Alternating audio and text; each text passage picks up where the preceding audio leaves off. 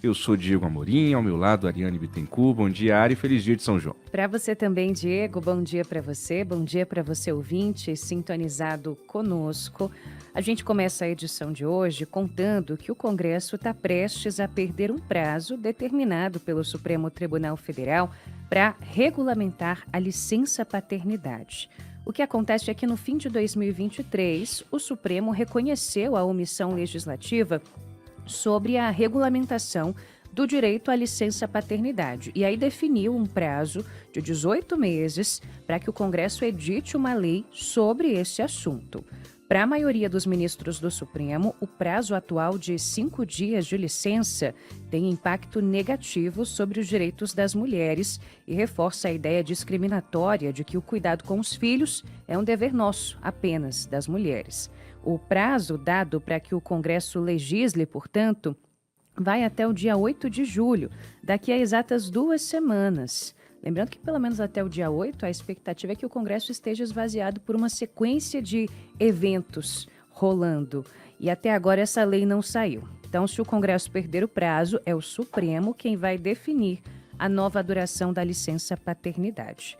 Em julho do ano passado, a Comissão de Direitos Humanos do Senado aprovou um projeto que aumenta a duração da licença paternidade e cria o salário paternidade. Esse texto, de autoria do senador Jorge Cajuru, foi aprovado na forma de um substitutivo, ou seja, um texto alternativo da senadora Damares Alves. Esse projeto seguiu para a Comissão de Constituição e Justiça do Senado e no mês passado foi entregue ao senador Alessandro Vieira para que ele pudesse fazer um parecer. O senador, no entanto, ainda não entregou esse parecer e nos disse, aqui ao Jornalismo da Nova Brasil, que está trabalhando nisso e que deve definir ao longo da semana. E a gente procurou também as assessorias dos presidentes da Câmara e do Senado, né, Ari? Exatamente. Não tivemos nenhuma resposta das duas, se eles pretendem pautar algum projeto sobre a licença paternidade antes do fim desse prazo.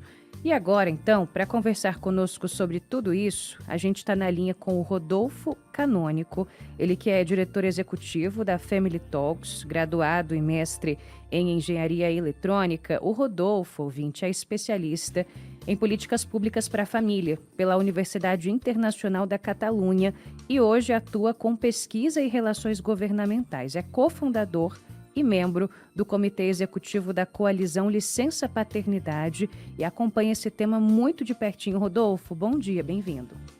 Bom dia, obrigado. É uma grande satisfação estar com vocês aqui. A alegria é toda nossa. Rodolfo, conte-nos um pouco da importância da decisão que o Supremo Tribunal Federal tomou lá ainda no ano de 2023. Qual que é o impacto dessa determinação? Perfeito. Eu acompanho esse debate, pelo menos legislativo, pelo menos desde o ano de 2019. E a realidade, é preciso admitir, é que não havia grandes avanços. Quando eu falo debate legislativo, era mais uma tentativa a partir da sociedade civil de fazer uma pauta muito importante para toda a sociedade avançar. Isso não acontecia.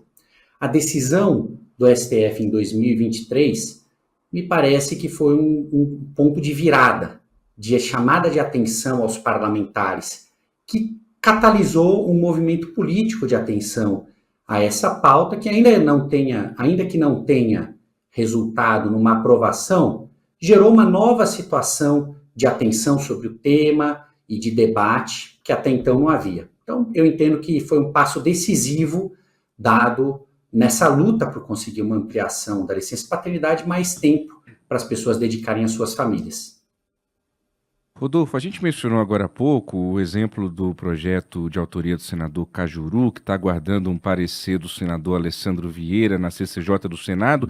Este é o projeto que mais está com a tramitação avançada ou tem algum outro que está mais na frente aí para a gente torcer pelo avanço, Rodolfo?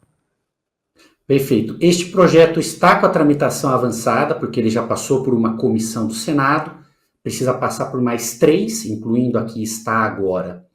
E depois ainda precisa ir para a Câmara dos Deputados. Porém, também existe um outro texto na Câmara dos Deputados, que é o de número 6216 de 2023, de autoria da deputada Tabata Amaral e outros parlamentares, com o mesmo texto deste do senador Cajuru, que tramita no Senado. Embora este projeto da Câmara não esteja tramitando, hoje nós temos apoiado essa estratégia de tentar avançar nas duas casas, na Câmara dos Deputados e no Senado, o mesmo texto, para aumentar, por um lado, a probabilidade de aprovação, mas, sobretudo, para acelerar a tramitação em um caso ou em outro. Seja como for, hoje nós apoiamos esses dois textos que estão propondo a ampliação da licença paternidade para 30 dias, que nos parece ser, no contexto atual, o mínimo para que um pai possa estar com um filho ou nascido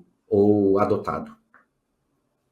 Sem dúvidas, é o mínimo, né, Rodolfo? Conte-nos um pouco mais, então. A gente já sabe, porque pela própria vivência, não é, de pessoas próximas a nós, das nossas próprias famílias. Agora, se a gente pudesse ali elencar quais que são as principais limitações das atuais regras sobre a licença paternidade, quais que você elencaria? Perfeito. Hoje a regra geral da licença paternidade, ela prevê apenas 5 dias para um pai estar com um filho recém-nascido ou adotado, e esses 5 dias, eles acabam sendo pagos pela empresa, não é? Isso nos parece gerar também um conflito, porque as empresas não querem ampliar a licença paternidade, porque teriam que arcar com os custos no modelo atual. A proposta, esses dois projetos sobre os quais falamos, eles prevêem a ampliação da licença paternidade e a criação de um salário paternidade que corresponde ao salário maternidade que já existe hoje para as mulheres que tiram a licença maternidade. Então, o custo da licença maternidade, ele é reembolsado ao empregador pela Previdência Social. E nós entendemos que isto é um bem social, o cuidado de uma criança recém-nascida ou adotada é um bem social. Portanto, há uma necessidade de ter um rateio social dos custos através da Previdência Social, embora a mãe, o pai, as pessoas responsáveis pelas crianças estejam contribuindo com a Previdência Social. Então, é justo que o pai também tenha esse benefício e, assim, retire esse custo das empresas e propicie esse tempo, que ele é decisivo para, em primeiro lugar, fortalecer o vínculo desse pai com a criança. Aqui no Brasil nós temos, infelizmente, dados muito ruins de abandono paterno, mais de 5,5 milhões de crianças não têm o nome do pai na certidão de nascimento.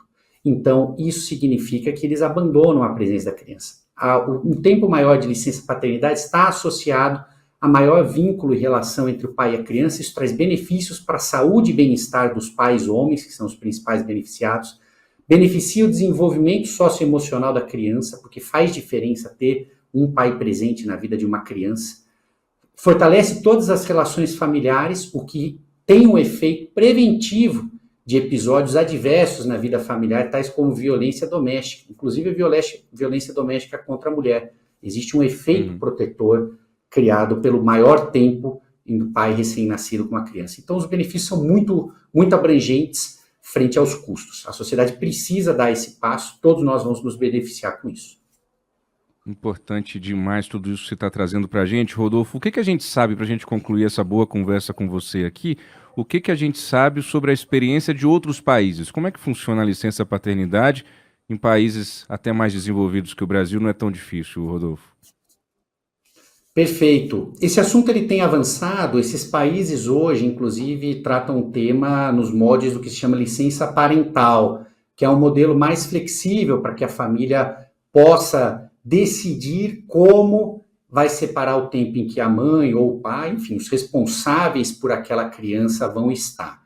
Em geral, existem o que se chama de cota do papai, apesar de ter essa flexibilidade para a escolha, que é o tempo mínimo que se espera para o pai estar com a criança recém-nascida. Em geral, esse tempo ele corresponde ao período pós-nascimento ou adoção, para estar com a criança naquele momento em que ela chega ao ambiente doméstico, mas também se prevê um momento posterior, por exemplo, quando a mãe retorna ao mercado de trabalho, o pai obrigatoriamente precisa também tirar um tempo para estar com a criança sozinho, sem a presença da mãe.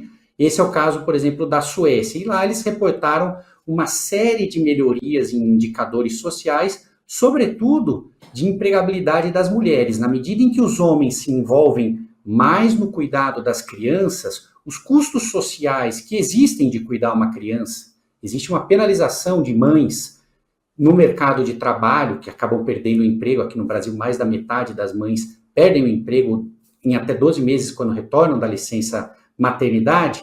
Esses índices eles diminuem, porque o maior envolvimento dos homens dilui esse custo que às vezes acaba sendo injustamente colocado nas costas das mães. E toda a sociedade se beneficia. Existe um maior equilíbrio nessa divisão das tarefas de cuidado. Então também é um indutor de promoção da igualdade. Eu acho que esse é um dos principais dados que foram alcançados nesses países, e períodos longos, não é? Em alguns lugares, equivalente ao que as mães têm. Os pais podem tirar tantos dias quanto as mães para estarem com as crianças. Isso transforma a sociedade de uma maneira muito positiva.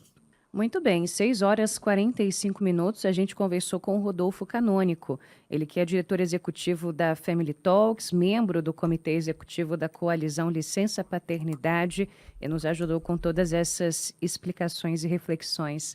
Rodolfo, obrigada por hoje, volte sempre aqui à Nova Brasil. Muito obrigado, muito bom dia a todos os ouvintes. 6h45, você está no jornalismo da Nova Brasil, Jorge Vinícius chegando na área.